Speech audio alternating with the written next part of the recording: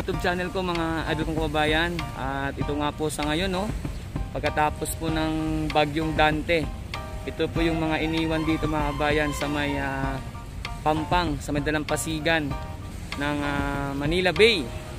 So mga nagkalat po na patay na isda mga kababayan.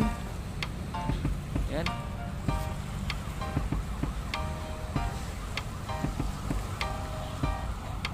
Napakarami po.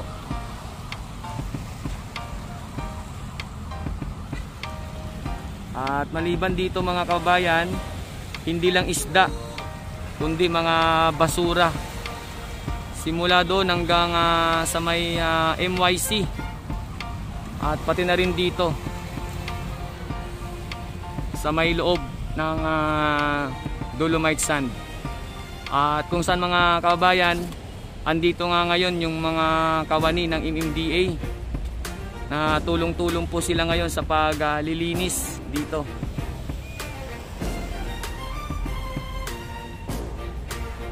MMDA po. At siyempre maliban sa kanila mga kababayan, pati mga DPS Mandaragat ay nandito na rin upang maglinis. At dito po sa may bahagi na ito, yan po, kinukuha po nila dito. Ang dami na po nila nahakot mga kababayan.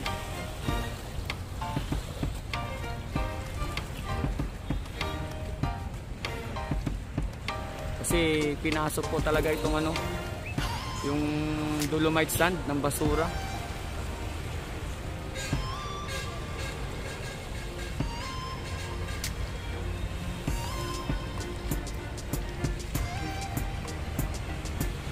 So tulong-tulong sila ngayon sa paghahakot dyan, sa pagsungkit at pagsigpaw ng mga basura na inanod po dito, no?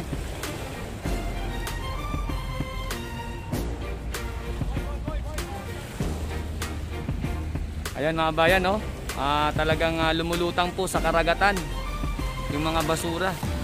Dala po yan ng bagyong Dante mga bayan.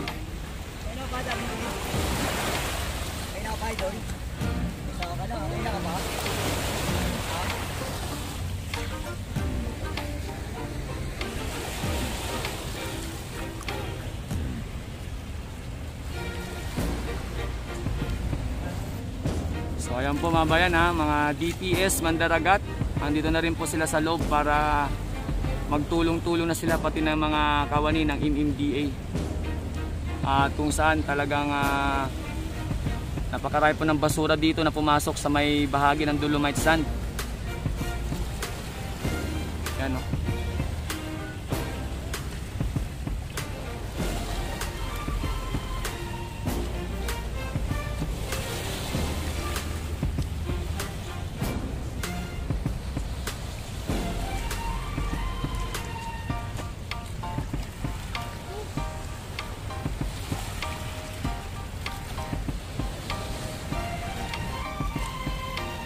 So dito mga idol, ayan po yung ganap sa ngayon. Hanggang tulong-tulong lang po.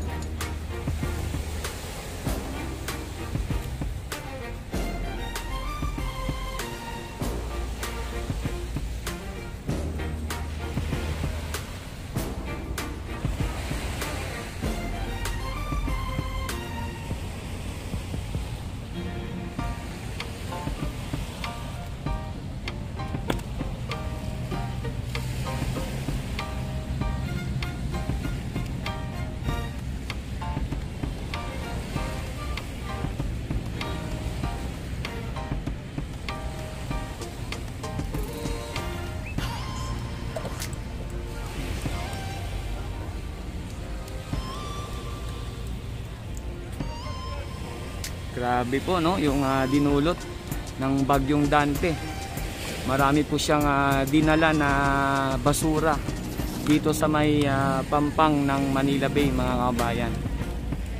Pero yan naman po ay saglit lang din na mauubos kasi nga sa pagtutulungan ng mga kawani ng DPS Mandaragat, pati na rin po yung mga MMDA, mga kabayan.